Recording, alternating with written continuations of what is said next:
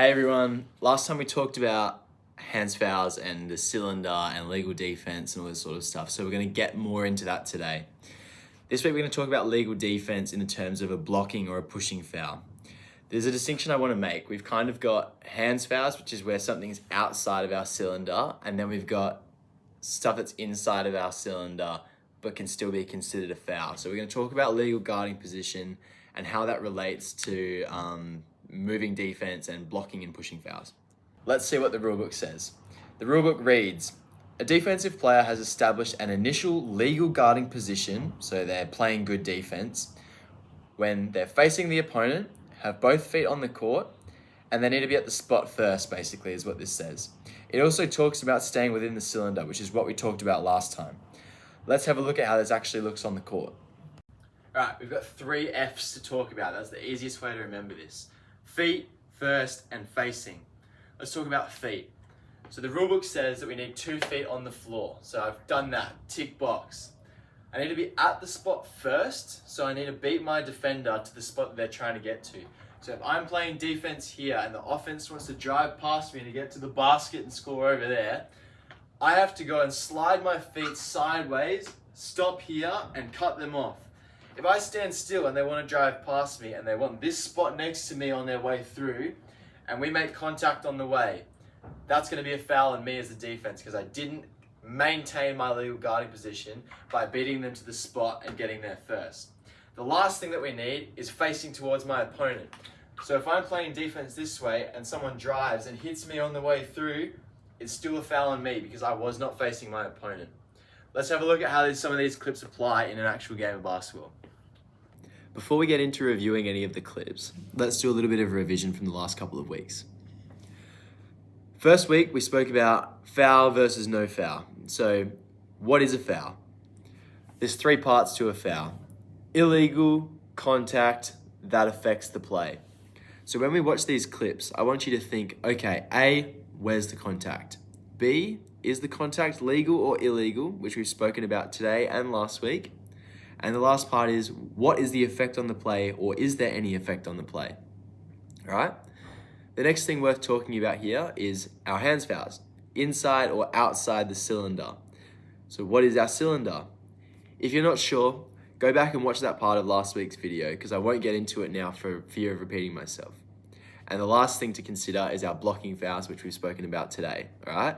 So am my feet first and facing in front of my opponent? And again, what was the effect on the play? Now let's have a look at some clips. In this clip, we're looking for a blocking foul. All right, feet first and facing. We've got to drive down the floor. He goes to the basket and we need to look at the defender. Is he at the spot first? Are his feet on the floor? And is he facing the direction of his opponent's drive?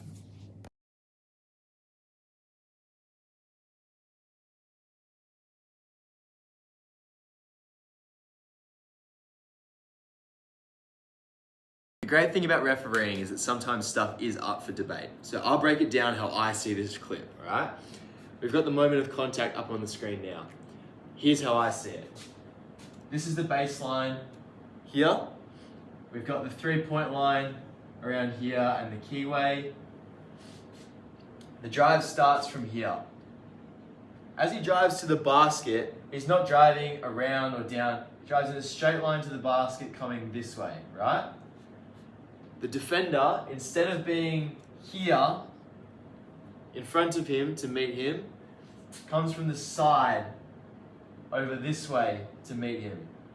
So the way that I see it is that the defender didn't get facing his opponent. He's on a 45-degree angle where it's come this way instead of squaring up to take one down the middle of his chest. Apart from that, the impact of this play, or the effect that we talk about, is probably more to do with the fact that he missed the shot, and there's probably a little bit of a hands foul in there as well if you want to be picking on it. But that's the way that I see it, so I would have had a blocking foul on this play on the white defender.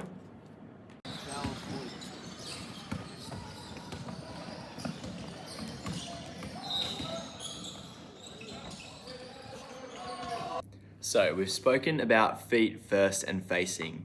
There's another element to legal guarding position that we'll touch on before we watch the next clip because it's important to understand.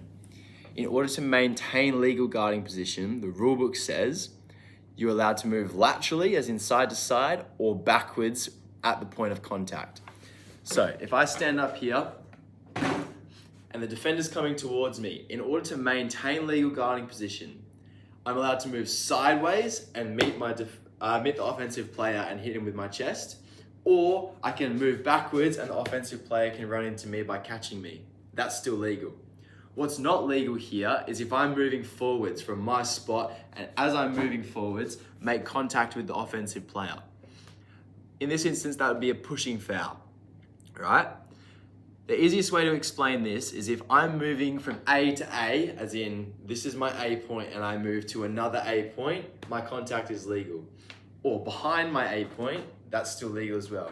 If I move from A to B in front of me, and in the way there, we get a foul, or we get contact, you've got a foul here for a pushing foul. Does that make sense?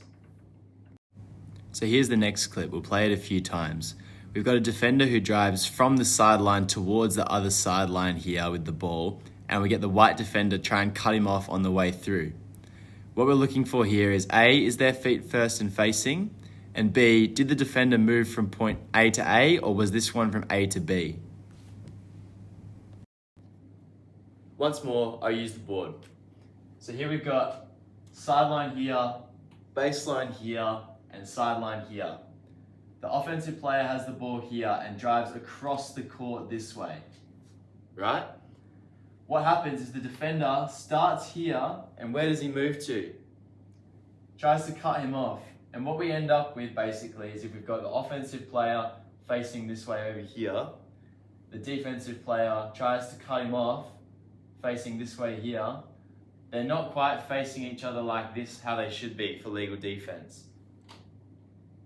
So what we get is contact where we don't have the players facing towards each other, so we don't have facing. His feet were on the floor, so we can tick feet. And was he at the spot first? The defensive player here was still moving forwards at the point of contact. So in this case, we've got a pushing foul because he was moving from A to B. Blocking fouls are a really difficult one to judge sometimes because things happen really quickly in a game of basketball and you don't get a second look at it because everything's happening in real time. But I hope that this video tried to help what really is quite a tricky topic.